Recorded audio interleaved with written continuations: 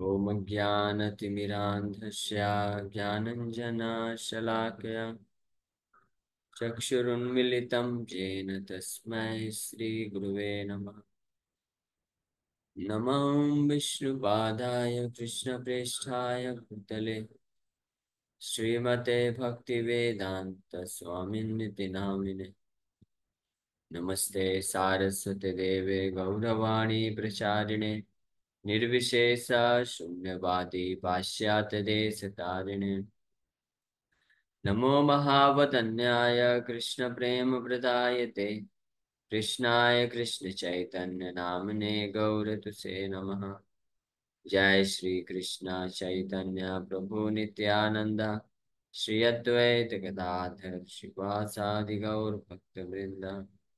हरे कृष्णा कृष्णा कृष्णा हरे हरे, हरे राम राम राम हरे हरे। हरे कृष्णा। तो आप सभी भक्तों का हार्दिक स्वागत है आज के प्रातःकालीन श्रीमद् भागवत के डिस्कशन।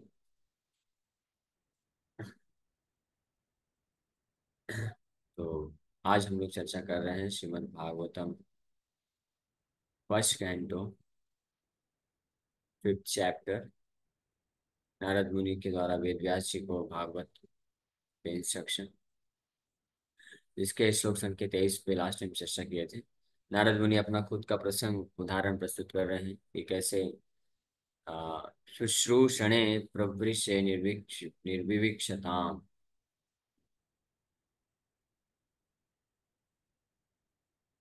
कि पिछले मिलेनियम में जब वो एक दासी पुत्र के रूप में थे तो भगवान के कुछ भक्तों के पर्सनल सेवा में उनको लगने का मौका मिला।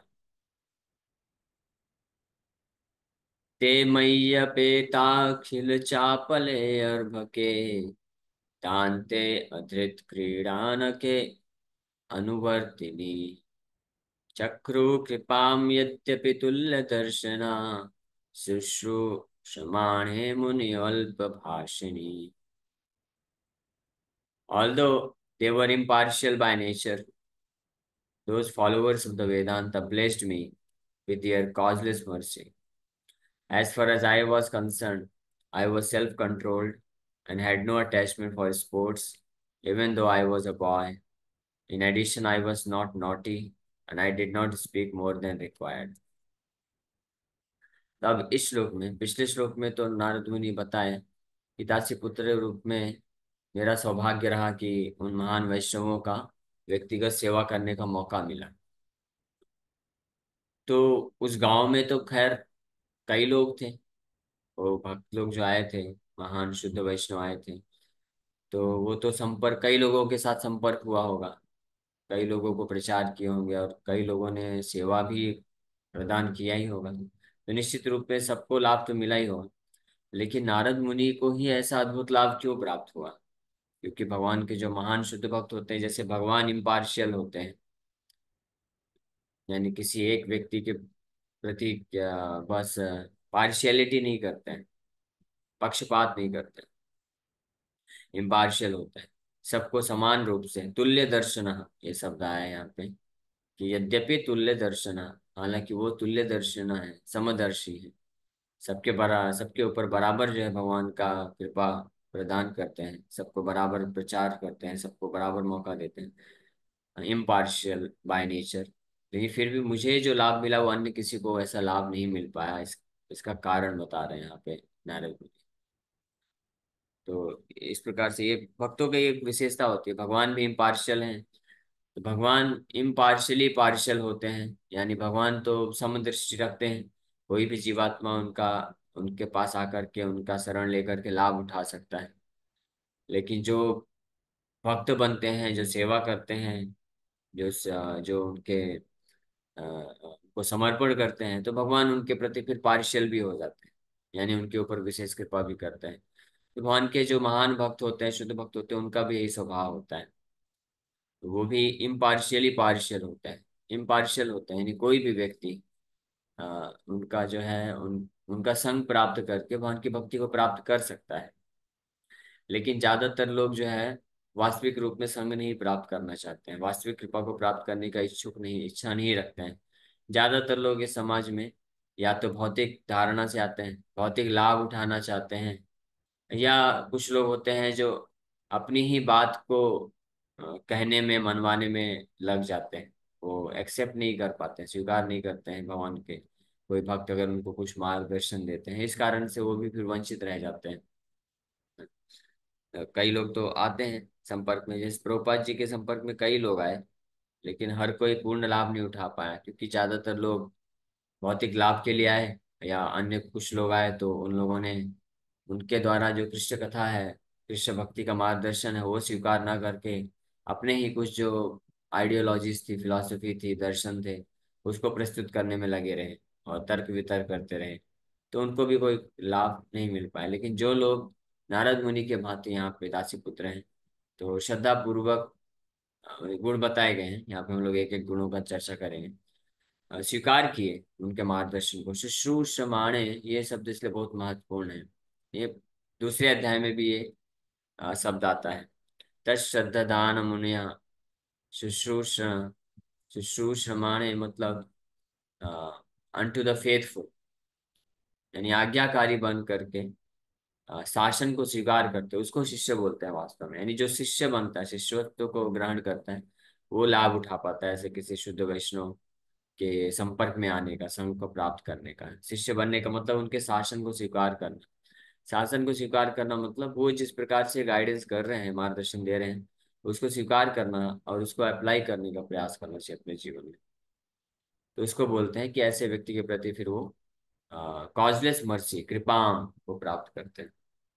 यहाँ नारद मुनि अब तुल्य दर्शन, यद्यपि तुल्य दर्शन, वो जो भक्त लोग थे उनका गुण बताया गया। यद्यपि तुल्य दर्शन, वो हर किसी को इम्पार्शियल बाय नेचर, लेकिन फिर भी ते मई अपेत अखिल चापले अर्भके दान्ते अधृत क्रीडानके अनुवर्तिनी। मेरे पर विशेष कृपा को मैं कैसे चक्रुः कृपाम, चक्रुः कृपा मतलब उन्होंने मेरे ऊपर विशेष कृपा प्रदान किया। यद्यपि तुल्य दर्शन, हालांकि पक्षपात नहीं करते हैं, तुल्यदर्शी हैं, यानी सबको समान दृष्टि से कृपा करने का भाव रखते हैं, लेकिन फिर भी मेरे ऊपर विशेष कृपा को वो प्रदान किए। इसका क्या कारण है और वो कृपा क्या है, ये भी हम लोग चर्चा आगे आने वाले में करेंगे, श्लोकों में पता चलेगा, लेकिन फिर भी बता देना चाहिए। वो कृपा क्या है? वो कृपा है कृष्ण के संदेश को अवगत करा देना, भागवत की कथा, कृष्ण कथा को प्रदान कर देना पूर्ण रूप से। और उनकी कृपा से नारद मुनि को उनके जैसा ही जो प्रेम है भगवान के प्रति, वो प्राप्त हो गया था। ये है चक्रु कृपाम। क्योंकि जब कोई व्यक्ति फेथफुल होता है और रिसेप्टिव होता है, उसको रिसेप्टिव बोलते हैं, ऑरल रिसेप्शन देता है, यानी शुश्रूषमाणे, ये फेथफुल के गुण विकसित करता है और सबमिसिव इंक्वायरी करता है, और इस भाव से जिज्ञासा करता है, इस भाव से श्रवण करता है कि वो भक्तों के, जो महान भक्त हैं, उनकी शिक्षाओं को अपने जीवन में उतारेगा। तो ऐसी स्थिति में जो ऐसे शुद्ध वैष्णव होते हैं, वो पूर्ण रूप से स्वतंत्र महसूस करते हैं ऐसे व्यक्ति को कृष्ण के भक्ति में आगे बढ़ने के लिए, मार्गदर्शन देने के लिए। लेकिन अगर कोई फेथफुल नहीं है, या अगर कोई उतना रिस्पॉन्स नहीं देता है, तो फिर भक्त लोग भी संकुचित हो जाते हैं, वो पूर्ण रूप से फिर प्रकट नहीं करते हैं, वो थोड़ा ही कुछ वार्तालाप करके फिर जस्ट साइड हो जाते हैं, क्योंकि जानते हैं ये व्यक्ति जो है केवल भौतिक लाभ प्राप्त करने के लिए आया है, तो कोई खास मतलब नहीं है इसको ज्यादा कृष्ण भक्ति के बारे में बता करके, क्योंकि वो लाभ उठाएगा नहीं। अब भौतिक लाभ ही प्रदान करना किसी असली साधु का कोई ये कर्तव्य नहीं होता है, वो जस्ट एक टाइम टाइम पास है, टाइम वेस्ट है, क्योंकि उससे सामने वाले का पूर्ण रूप से हित हो भी नहीं सकता है। उससे अच्छा वो किसी अन्य भक्त को मार्गदर्शन कर सकता है जो भक्ति को स्वीकार करने के लिए तैयार है। इसलिए भागवत में अन्यत्र बताया गया है कि जो ऐसे महान शुद्ध वैष्णव होते हैं, वो कभी कभी किसी किसी सभा में तो चुप रहते हैं और कुछ ज्यादा चर्चा नहीं करते हैं, जहाँ पे वो देखते हैं कि लोग जो है रिसेप्टिव नहीं है, ज्यादा समय नहीं देते हैं। लेकिन कभी कभी कुछ सभाओं में वो पूर्ण रूप से ज्ञान को वितरित करते रहते हैं। जैसे सुखदेव गोस्वामी देखिए, यहाँ पे परीक्षित महाराज आए बैठे और परीक्षित महाराज के अंदर ये गुण था, फेथफुल थे, और वो सबमिसिवली इंक्वायर कर रहे थे। और सुखदेव गोस्वामी को गुरु के रूप में स्वीकार करके वो तत्परता से सुनने के लिए बैठे थे, और उसको अपने जीवन में उतारने के लिए भी इच्छा रख रहे थे। इसलिए सुखदेव गोस्वामी 7 दिन 7 रातों तक लगातार बैठ करके भागवत कथा सुना दी।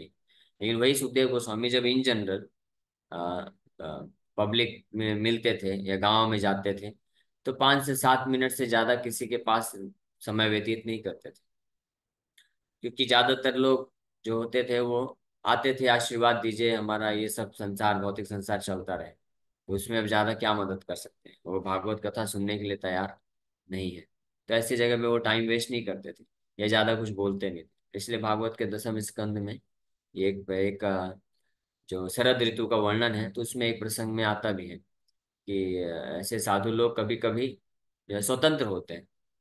One can not force a devotee, specially a pure devotee. एक शुद्ध भक्त को कोई फोर्स नहीं कर सकता है कि हाँ, आप कोई कंडीशनिंग नहीं डाल सकता है कि आपको इस प्रकार से कथा करना ही है, या आपको इतना बोलना ही पड़ेगा, या आप इस तरह से बोलिए, इस तरह से मत बोलिए।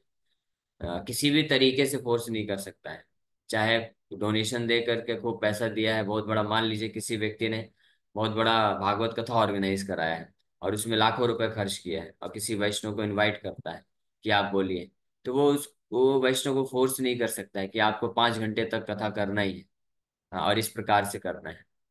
ये फोर्स नहीं किया जा सकता है। साधु, a devotee has full right when to speak, when not to speak, what to speak, what not to speak, how to speak and how not to speak, ये पूरा अधिकार रहता है। शिला भक्तिसिद्धांत सरस्वती ठाकुर एक बार प्रवचन कर रहे थे, और उसमें हमारे प्रभुपाद जी भी बैठे थे उस समय, तो वो मतलब यंग थे प्रभुपाद जी, और गृहस्थ भक्त थे, अभय चरण बाबू नाम था उनका। और प्रभुपाद जी के ही जस्ट पीछे एक बहुत धनी व्यक्ति बैठा हुआ था, जो रेगुलर बहुत डोनेशन देता था शिला भक्तिदास सरस्वती ठाकुर को गौड़ी मठ चलाने के लिए। तो वो व्यक्ति बारंबार प्रभुपाद जी को, यानी हमारे अभय अभय बाबू को कुछ बात कर रहा था, यानी डिस्टर्ब कर रहा था, कथा में बातचीत कर रहा था। तो प्रभुपाद जी को पीछे मुड़ना पड़ता था सुनने के लिए। तो शिला भक्तिदास सरस्वती ठाकुर क्रोधित हो गए उस व्यक्ति के ऊपर, जो इस प्रकार से डिस्टर्ब कर रहा था बार बार कथा में। और तो वो बोले कि, उसका नाम मुझे याद नहीं आ रहा है, तो शिला भक्ति सरस्वती ठाकुर बोले कि don't think that you have purchase भक्ति सिद्धांत by giving so much donation every month. आप ऐसा मत सोचो कि आपने खरीद लिया है एक साधु को इस प्रकार से डोनेशन दे करके, तो आप जो भी करेंगे वो सब उचित रहेगा। तो ये गलत भाव है। One can not purchase, one can not force a Sadhu, he is completely free. That is the meaning of impartial, पूरी तरह से कोई पक्षपात नहीं। लेकिन वही साधु, ये जैसे भगवान स्वराट होते हैं, इंडिपेंडेंट होते हैं, वैसे ही जो शुद्ध वैष्णव होते हैं, हम शुद्ध वैष्णव की बात कर रहे हैं, लाइक प्रभुपाद, तो वो पूरी तरह से स्वतंत्र है। प्रभुपाद जी को प्रैक्टिकली कोई नहीं रोक पाया, पूरे विश्व में भ्रमण किए और प्रचार प्रसार किए। अगर जहाँ पे रोकने का प्रयास भी किया किसी लोगों ने, तो वो लोग विफल हो गए। वो देश, समाज, समुदाय, वो टूट गया। जैसे यूएसएसआर में, रशिया में प्रभुपाद जी को रोकने का प्रयास किया गया, उनको अलाउ ही नहीं किया गया। 5 दिन तक, केवल 5 दिन उनको वीजा मिला था, और 5 दिन के बाद गवर्नमेंट वहां से प्रभुपाद जी को बाहर भेज देती है। उसका परिणाम क्या हुआ, 5 दिन के अंदर प्रभुपाद जी ने एक रशियन व्यक्ति को भक्त बना दिया, सब कुछ कर दिया, दीक्षा भी दे दी है, कुकिंग करना और गीता पढ़ना, गीता प्रिंट करना सब सिखा दिए, माला जप करना सब सिखा दिए 5 दिन के अंदर। और वो 5 दिन के अंदर वो एक भक्त बना और पूरे रशिया में प्रचार कर दिया, बीज डाल के चले गए प्रभुपाद जी। और फिर रशिया में कम्युनिस्ट कंट्री था, यूएसएसआर के नाम से फेमस था। बाद में ये अपराध करने के कारण और उन और अन्य भक्तों के ऊपर अपराध करने के कारण फाइनली यूएसएसआर टूट गया। और आज जो है रशिया में बहुत बढ़िया प्रचार हो रहा है, हजारों की संख्या में भक्त बन रहे हैं। तो कहने का मतलब है, कोई भगवान के भक्तों को रोक नहीं सकता है, वो पूर्ण रूप से स्वतंत्र होते हैं। बाहरी रूप से भले ही कोई प्रयास कर सके या फोर्स कर सके, लेकिन कर नहीं सकता है। वो पूरी तरह से इम्पार्शियल है। लेकिन जब ऐसे स्वतंत्र, जैसे भगवान स्वतंत्र हैं, उनको कोई बंधन में नहीं डाल सकता है, लेकिन जब कोई भक्ति भाव से सेवा अर्पण करता है तो भगवान उसके बंधन में आ जाते हैं, भले ही उसके अंदर कोई योग्यता ना। उसी प्रकार से भगवान के महान शुद्ध भक्त भी, जब उनको कोई अप्रोच करता है इन सबमिसिव स्पिरिट, प्रॉपर विनम्रता के भाव से, मार्गदर्शन लेने के भाव से, कि आप मार्गदर्शन करिए शास्त्रों के अनुसार, और उस मार्गदर्शन के अनुसार हम भगवान की भक्ति में आगे बढ़ने का प्रयास करेंगे। तो इस भाव से जब वो अप्रोच करते हैं तो भक्त भी पार्शियलिटी दिखाते हैं, यानी भक्त भी जो उसके प्रति झुकाव दिखाते हैं और उसके ऊपर विशेष कृपा को प्रदान करते हैं। इसीलिए बोला गया है, भगवान कृष्ण भी गीता में इसलिए बोलते हैं, तद विद्धि प्रणिपातेन परिप्रश्नेन सेवया उपदेक्ष्यन्ति ते ज्ञानम ज्ञानिनस्तत्त्वदर्शिनः। तत्वदर्शिनः, ये जो शुद्ध वैष्णव होते हैं उनके पास जाकर के अर्जुन तुम इस ज्ञान को प्राप्त करो। लेकिन ध्यान रहे, उनके पास जाना तो ये मत बोलना कि मैं कृष्ण का सखा हूँ, हाँ, और उनका बॉस बनने का प्रयास मत करना। विनम्रता से, तद विधि प्रणिपातेन, प्रणिपातेन यानी समर्पण के भाव से जाना, और परिप्रश्नेन सेवया, उनको सेवा अर्पण करना, सेवा का भाव, सेवा अर्पण करना, फिर जिज्ञासा करना, फिर प्रश्न पूछना। परिप्रश्नेन पूछना, परिप्रश्नेन मतलब स्पिरिचुअल इंक्वायरी करना, भौतिक चीज के बारे में जिज्ञासा मत करना, कोई फायदा नहीं होगा। हाँ, वो भक्त कुछ उसके बारे में बताएंगे नहीं, और जो है तुम उसका लाभ नहीं उठा पाओगे ऐसे भक्त के संग। परिप्रश्न न, आध्यात्मिक जिज्ञासा कर, आध्यात्मिक जिज्ञासा का मतलब होता है कि हम इस संसार में दुखों में फंसे हुए हैं, और दुखों का क्या कारण है हमको कृपा करके बताइए, और ये दुखों से हम कैसे मुक्त हो सकते हैं ये बताइए, ये पूछना, और सबमिसिव होकर के सेवा के भाव से पूछना। फिर जब वो बताएंगे कि आपके दुखों का कारण वास्तव में है इंद्रिय तृप्ति में फंसे रहना, तो फिर उनसे इसलिए कोई जाके प्रश्न पूछेगा कि हे साधु, हे महात्मा, आप मेरे ऊपर कृपा करिए, मुझे कुछ उपाय बताइए ताकि मैं इंद्र तृप्ति और कर सकूं इस संसार में। तो हम कैसे एक्सपेक्ट कर सकते हैं कि कोई साधु संत किसी व्यक्ति को इस प्रकार के विष में फंसाएगा, जंजाल में फंसाएगा। साधु का तो कर्तव्य होता है कि व्यक्ति को इस संसार के विषय वासनाओं से मुक्त करना। तो कोई को आशा नहीं करना चाहिए कि हम इस भौतिक संसार के विषय वासनाओं में फंसने के लिए साधु हमको आशीर्वाद देगा। अगर ऐसा आशीर्वाद कोई साधु देता है कि हाँ बहुत सुखी रहो भौतिक जगत में, खूब पैसा कमाओ, खूब जो है इंद्र तृप्ति करो, खूब ये सब करो, तो वो असली साधु नहीं। ऐसा आशीर्वाद देने वाला साधु, असली साधु वो होता है जो आपको आशीर्वाद देगा कि आप जैसी स्थिति में हैं, भगवान की आपके ऊपर कृपा हो कि आप भगवान के प्रति शुद्ध भक्ति को प्राप्त करें। कृष्णेर मतिरस्तु, ये जो वास्तव में साधु जो होते हैं आशीर्वाद देते हैं, जो हृदय से आशीर्वाद निकलता है, तो वो इसी प्रकार से बोलते हैं, कृष्णेर मतिरस्तु। भगवान कृष्ण के प्रति आपकी मति लगे, इस भौतिक संसार से जो मति फंसी हुई है वहां से निकल के कृष्ण के प्रति मति लगे, ये असली आशीर्वाद है। तो भगवान बोलते हैं परिप्रश्नेन सेवया, सेवा करो और उनको समर्पण करो। तद विधि प्रणिपातेन, प्रणिपातेन का प्रैक्टिकल मीनिंग होता है कि दंडवत प्रणाम करो जाकर के, उनको प्रणाम करो, समर्पण करो, और सेवा से फिर परिप्रश्नेन आध्यात्मिक जिज्ञासा करिए। उपदेक्षन्ति ते ज्ञानम, वो आपको फिर उपदेश देंगे, तब उपदेश देंगे। और ज्ञानी न तत्वदर्शिना, ऐसे महान शुद्ध भक्त आपको ज्ञान प्रदान तब कर सकते हैं। ये बात अप्लाई होती है किसी शुद्ध वैष्णव के पास ऐसे प्रैक्टिकली जाकर के जिज्ञासा करना, वो भी है।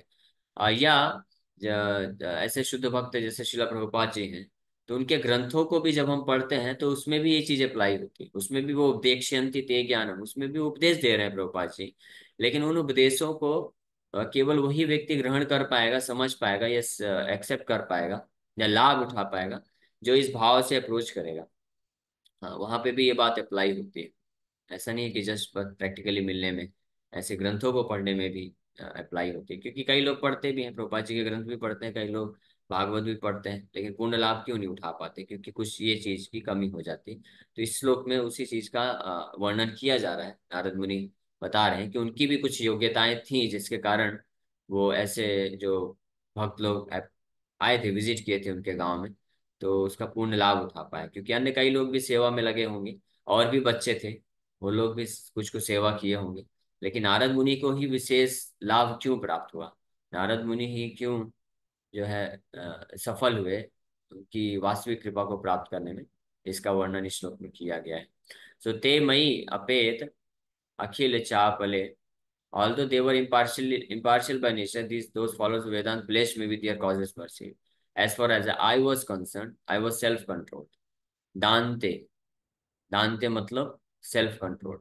नारद मुनि पहला अपना योग्यता बता रहे हैं कि मैं बालक था, लेकिन मेरी इंद्रियां पूरी तरह से संयमित थी। दान्ते, और अधृत क्रीड़ान के, I had no attachment for sports even though I was a boy.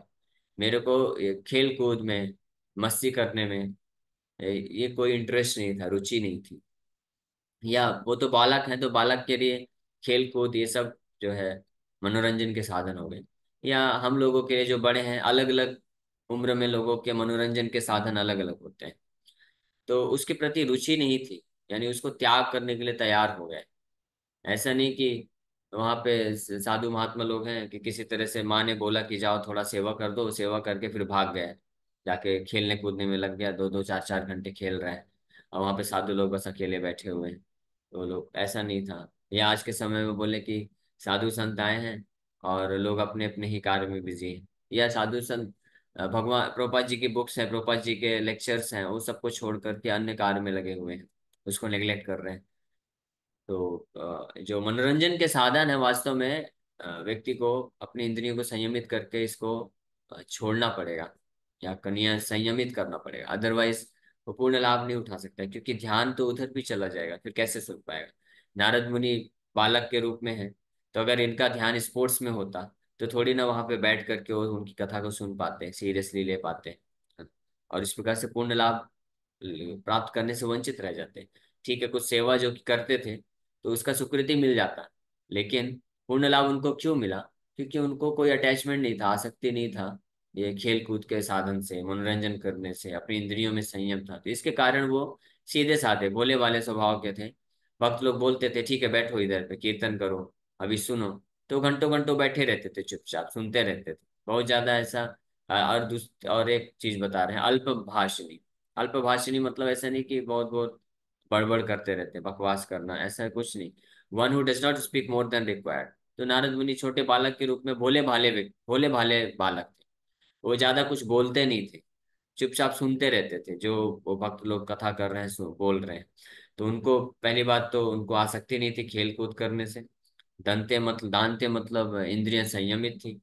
और तीसरा अल्पभाषिणी, जरूरत से ज्यादा कुछ बोलते नहीं थे। यानी अल्पभाषिणी का मतलब होता है कि जब पूछा जाए तो बोलते थे, जब जरूरत पड़े कि हाँ आप पूछो, आपका कोई प्रश्न है, कुछ समझ में नहीं आया तो क्वेश्चन पूछते थे, या कुछ प्रश्न करते थे तो वो उत्तर देते थे, इसको बोलते हैं अल्पभाषिणी। हाँ। कुछ लोग होते हैं बस, अगर भक्तों के पास भी जाएंगे तो केवल अपना ही बोलते रहते हैं, अपना ही सुनाते रहते हैं, सुनने के लिए तत्पर नहीं होते हैं। हाँ, वो कुछ कुछ अपना ही वर्णन करते रहते हैं, तो इस प्रकार से वो वंचित रह जाते हैं किसी साधु की कृपा को प्राप्त करने के लिए, या मार्गदर्शन प्राप्त करने के लिए। तो ये तीसरा चीज इसमें क्वालिटी बताया गया है। चौथा बताया गया है कि अनुवर्तनी। अनुवर्तनी मतलब ओबीडियंट, वो जिस प्रकार से आज्ञा देते थे उसका पालन करते थे। ठीक है बालक, अभी तुमने इतने दिन से कथा सुना, अब तुम भी एक काम करो, यहीं पे बैठ जाओ, हम लोग अभी हरे कृष्ण जप कर रहे हैं, तुम भी जप करो। तो वो स्वीकार कर लेते थे, हाँ चुपचाप बैठ के जप करते रहते थे। ऐसे होते हैं कई बच्चे लोग भी, ऐसे होते हैं जो बड़े सीधे साधे होते हैं, उनको जैसा बोल दो वो लोग करते रहते हैं। उनको बोल दो अभी बैठ के चलो माला जप करेंगे, तो 2 माला 4 माला 8 माला 10 माला वो चुपचाप करते रहते हैं, कोई ऐसा प्रश्न नहीं पूछते हैं। तो बच्चों के अंदर भी ऐसे कई गुण पाए जाते हैं, लेकिन कोई हो सकता है बड़ा होगा लेकिन उसके अंदर ये गुण नहीं होते हैं। उनका मन इतना चंचल होता है कि वो बातें, तो कई लोग होते हैं बातें बहुत बड़ी बड़ी करते हैं कि हम ऐसा करेंगे वैसा करेंगे ये सब करेंगे, लेकिन उनको जब बोलो ठीक है अभी हम बैठ के थोड़ा 4 माला जप करेंगे, तो 4 माला जप करने में नानी याद आ जाती है, नहीं कर पाते हैं। क्यों? अनुवर्तनी ये गुण नहीं है। तो ये हालांकि ये सारे गुण धीरे धीरे विकसित हो सकते हैं। ये हो सकता है शुरुआत में ये सब ना हो किसी के अंदर, जैसे दांते, इंद्रिय संयमित होना, और धृत क्रीड़ा न के, यानी without being accustomed to sporting habits, ये सब ना हो। लेकिन अगर एक कोई गुण है अनुवर्तनी, ओबीडियंस, अगर ये है, श्रद्धा है, और अपनी तरफ से प्रयास कर रहे हैं, तो बाकी सारे गुण डेवलप हो सकते हैं। और एक ये जो चौथा गुण है शुश्रूषमाणे, फेथफुल, यानी कम से कम ये 2 गुण हमारे अंदर होना चाहिए। बाकी जो गुण है वो धीरे धीरे विकसित हो सकते हैं। पहला गुण कि फेथ होना चाहिए, श्रद्धा होना चाहिए, विश्वास होना चाहिए कि प्रभुपाद जी जो शिक्षा हमको प्रदान कर रहे हैं, मार्गदर्शन दे रहे हैं, वो सत्य है, और वो उसको पालन करने से, फेथफुलनेस का मतलब होता है कि जैसा भगवान या भगवान के महान शुद्ध भक्त जो है, जैसा हमको हमारे लिए नियम बनाते हैं या हमको आज्ञा देते हैं, आदेश देते हैं, अगर हम उसका पालन करेंगे तो निश्चित रूप में हमारा कल्याण होगा। इस बात पे विश्वास होना, इसको मानना, इसको स्वीकार करना, इसको फेथफुलनेस बोला जाता है। हाँ। तो अगर हम इसको स्वीकार करते हैं, श्रील प्रभुपाद जी बोले कि आप जो है मॉर्निंग प्रोग्राम करिए, 4 नियमों का पालन करिए, और गीता भागवत की कथा को सुनिए ध्यान पूर्वक, नित्यम भागवत सेवया, और सेवा अर्पण करिए, बुक डिस्ट्रीब्यूशन करिए। इस प्रकार से आप ये न प्रकार है ना, किसी न किसी तरीके से कृष्ण के सेवा में सहयोग करिए भक्तों को। तो इस बात पे विश्वास रखना, ये करना, भले अभी हम पूरी तरह से नहीं कर पा रहे हैं, क्योंकि हमारे अंदर कुछ कमियां भी हैं, हम पूर्ण रूप से मन अभी स्थिर नहीं है, चंचल है, इंद्रियां पूरी तरह से संयमित नहीं है, या अभी भी भौतिक आसक्ति बनी बनी हुई है। तो ये जो चीजें हैं धीरे धीरे कालांतर में सुधार आ जाती हैं, अगर किसी के अंदर शुश्रूषमाण, ये फेथफुलनेस का गुण है, उसको श्रद्धा है, और वो स्वीकार करता है और अपनी तरफ से प्रयास करता है। ये एक पहला गुण, और दूसरा अनुवर्तन, ये दोनों चीज महत्वपूर्ण है। तो ये सारे गुणों में से सबसे महत्वपूर्ण ये 2 गुण हैं, अनुवर्तनी और शुश्रूषमाणी। शुश्रूषमाणी मतलब अगर फेथफुलनेस है, विश्वास है, तो इसका मतलब वो फिर उसको पालन करने का प्रयास करेगा। फिर अनुवर्तनी यानी पालन भी करना है। कुछ लोग को फेथ श्रद्धा तो होती है, लेकिन वो ओबीडियंस है, अनुवर्तनी यानी पालन नहीं कर पाते हैं, या पालन करने का प्रयास भी नहीं करते हैं। उनको कितना भी बोलो कि आप अभी स्टार्ट करिए, 4 4 माला एटलीस्ट आप करिए, आपको हो गया, अभी 8 महीने हो गए, 1 साल हो गया, 4 माला डेली करिए। वो डेली वो लेक्चर में भी आएंगे, कथा सुनेंगे, और पूरा विश्वास भी रखेंगे, सम्मान देंगे, सब कुछ करेंगे, लेकिन माला जप नहीं कर पाते, अनुवर्तनी नहीं हो पाता है, तो इसलिए भी वो पीछे रह जाते हैं। तो ये 2 गुण होना अनिवार्य है, अगर कोई जो है भक्त कृष्ण भक्ति में आगे बढ़ना चाहता है। फिर बाकी के जो गुण हैं वो धीरे धीरे आ जाते हैं, अगर किसी के अंदर है तो अच्छी बात है। कुछ लोग के अंदर स्वाभाविक रूप से होता है, जैसे यहाँ पे नारद मुनि के पास ये स्वाभाविक रूप से था बालक अवस्था से ही, तो इसलिए उनको बड़ा आसान हो गया। वो बस 4 महीने ही उन्होंने संघ प्राप्त किया, ये शुद्ध वैष्णव आए थे, 4 महीने बस रेनी सीजन में उनका सेवा किए, संघ प्राप्त किए, लेकिन ये गुण होने के कारण वो बड़े फास्ट प्रोग्रेस कर गए, बड़ी तीव्रता से प्रगति कर गए। लेकिन अगर किसी के अंदर ये गुण नहीं है सारे, अपनी इंद्रियों को संयमित नहीं कर सकते हैं, अभी भी कुछ न कुछ स्पोर्टिंग या मनोरंजन के साधन में आसक्ति बनी हुई है, तो ये भी ये गुण विकसित हो जाएंगे, अगर श्रद्धा है और अनुवर्तनी। क्योंकि श्रद्धा और अनुवर्तनी जो ओबीडियंस का क्वालिटी है, ये हमारे हाथ में है, हम लोग इसको अ, ले सकते हैं। बाकी गुण तो समय के साथ विकसित होते हैं। तो यहाँ पे इस प्रकार से नारद मुनि अपने उन गुणों के बारे में बता रहे हैं बालक बाल्यावस्था में, जिसके होने के कारण उनको ये सौभाग्य मिला कि वो अ, जो है ऐसे महान शुद्ध भक्तों का संग प्राप्त करके उनका पूर्ण लाभ उठा पाए। तो आज के श्लोक में हमने ये चर्चा किया कि क्या करने से, किस प्रकार के गुणों को धारण करने से हम भक्तों के संग का पूर्ण लाभ उठा सकते हैं। Okay, so thank you very much. Hare Krishna. किसी वक्त का कोई प्रश्न है तो पूछ सकते हैं। प्रभु जी, प्रश्न प्रश्न है। और पहले आज वीर कृष्ण प्रभु जी का जन्मदिन है। हाँ, तो पहले प्रश्न ले लेते हैं। हाँ, ठीक है। प्रभु जी, एक था मेरा रिसेंटली, मेरा एक जन से बात हुआ था, तो उन्होंने बोला कि भगवान को किसने देखा है, जो भगवान का रूप दिख रहा है। भगवान मतलब नॉट कृष्णा, ओके। अभी उन लोग के लिए जो डेमी गॉड्स, उन लोग के लिए वही भगवान है। तो बोल रहा है ये रूप तो किसी ने देखा है, कि ये तो जो बना दिया है। तो इसमें क्या लॉजिकली ये होगा, मतलब। हम उनको लेकिन शास्त्र प्रमाण दे सकते हैं, लेकिन अगर वो अश्रद्धालु हैं, ईर्ष्या है, श्रद्धा नहीं है, तो आप कोई भी व्यक्ति किसी को कन्विंस नहीं कर सकता है। शास्त्र प्रमाण है, शास्त्र में वर्णन है। हम लोग we just don't believe that किसी ने बोला है कि हम भगवान को देख के भगवान ऐसे दिखते हैं इसलिए हम ऐसा लिख वर्णन कर दिया, ऐसा रूप बना दिए, नहीं। शास्त्र में वर्णन दिया हुआ, शास्त्र प्रमाणिक है, रिवील्ड स्क्रिप्चर्स बोले जाते हैं, ऑथेंटिक शास्त्र है। तो उसमें वर्णन दिया हुआ है ये भगवान ऐसे दिखते हैं, त्रिभंग मूर्ति हैं, वराह पीड़म नटवर वपु कर्णियो कर्णिकारम, श्याम सुंदरम, अचिंत गुण स्वरूपम, ये सब वर्णन दिया हुआ है। तो उस बेसिस पे हम बनाते हैं, विग्रह होते हैं, प्रतिमाएं होती हैं, शास्त्र प्रमाण। अच्छा, जो दूसरा एक था कि अब ऐसे भक्तों, ऐसे किसी आदमी को हम बताते हैं कि कृष्णा इज द सुप्रीम, और उनका जो तत्विकत होता है, तो इसमें इसमें जो सातवां है, वो जो जो नाम अपराध में वो हो जाएगा क्या, मतलब वो लगेगा कि बाई हो सकता चांस? है, चांसेस हो सकता है। अगर कोई स्वीकार नहीं कर रहा है, श्रद्धा नहीं है, लेकिन फिर भी हम उसको जबरदस्ती कृष्ण की महिमा को वर्णन करने का प्रयास कर रहे हैं, तो फिर नाम अपराध भी हो सकता है, क्योंकि उसको श्रद्धा नहीं है, उसको ईर्ष्या है। हम इतना बोल सकते हैं, अगर कोई कृष्ण को भगवान स्वीकार नहीं कर रहा है, तो हम बोल सकते हैं ठीक है, आप अगर जिनको भगवान स्वीकार करते हो, आप उनको प्रस्तुत करिए, आप प्रूव करिए कि वो भगवान है, और फिर कंपेयर कर लीजिए कौन भगवान है। ठीक। फिर भी नहीं ठीक। स्वीकार करता है तो फिर ओके, उनको फिर लास्ट में, क्योंकि हर कोई इतना स्वीकार कर नहीं पाएगा, उनको बोले ठीक है, आप गणपति को भगवान मानते हैं तो पूजा करिए, चलिए पूजा तो करिए कम से कम, नॉनसेंस चीज मत करिए, पाप तो मत करिए। क्या गणपति बोलते हैं मीट ईटिंग करो, इंटॉक्सिकेशन करो? आप गणपति के फेस्टिवल में फिल्मी सॉन्ग क्यों बजाते हैं? गणपति का गुणगान करना चाहिए ना फिर।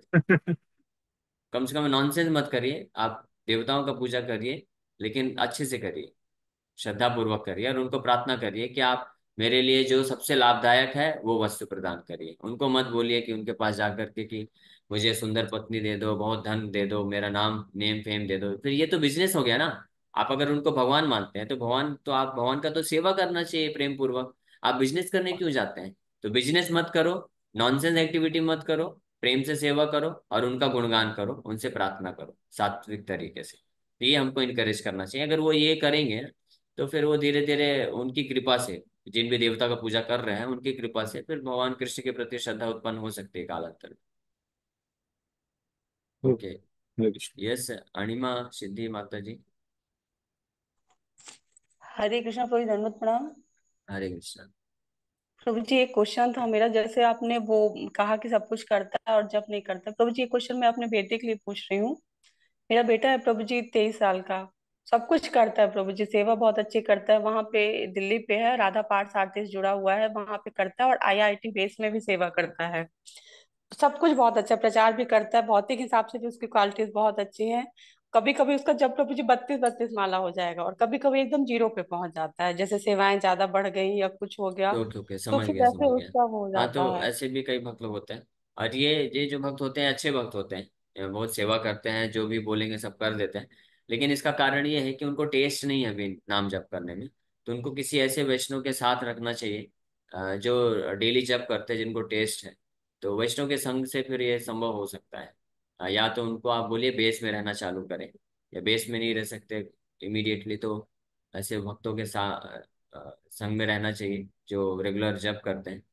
तो वो लोग जी बैठा प्रभु के फिर जी। जप कराएंगे। भक्तों के संग जी से ही ये प्रभु हो जी। सकता है। भक्तों के संग में वो जो है रेगुलर जप करने का हैबिट बन जाएगा। जी प्रभु जी।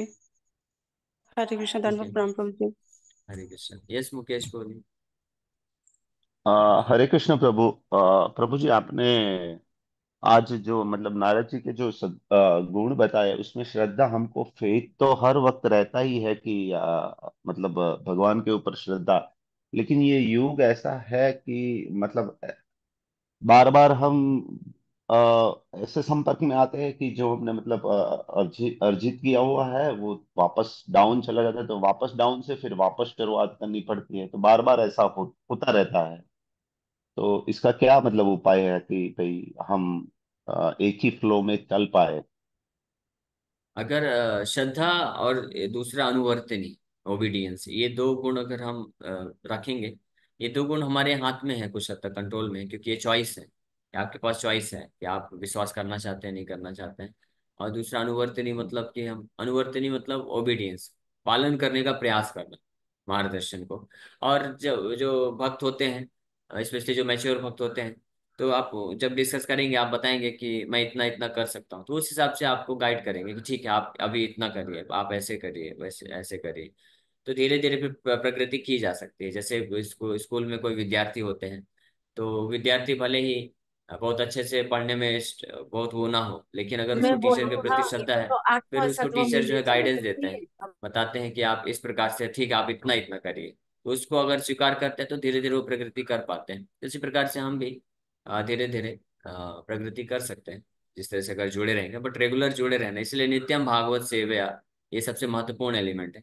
जो रेगुलर कथा सुनेगा भागवत की, तो वो निश्चित रूप में धीरे धीरे, किसी का प्रगति जो है स्लो हो सकता है, लेकिन वो निश्चित हम्म। रूप प्रगति करेगा।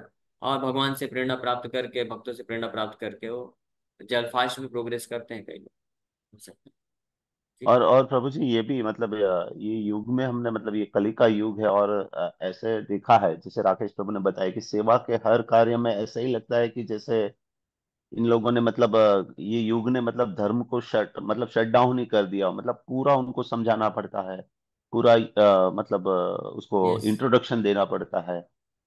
हाँ सही बात है। तो हमको हाँ। प्रयास करना चाहिए। हम प्रयास करते हैं, इसलिए हमारे जो स्पेशली यूथ के हम प्रोग्राम करते हैं। अभी गीता क्लास जो हमने चालू किया है, तो उसमें हमने 1 महीने तक जस्ट बेसिक सेशंस के ऊपर चर्चा किया। फिर अभी 2-3 दिन पहले से हम लोग जस्ट गीता क्लास चालू किए। तो इसलिए कई बार ऐसा भी होता है, क्योंकि स्कूल कॉलेजेस में सब कचड़ा सीख सीख कर पढ़ पढ़ के लोगों का जो है बुद्धि पूरी तरह से गंदा हो चुका है। उसको पहले वॉश करना होता है, फिर शास्त्र को डालना पड़ता है।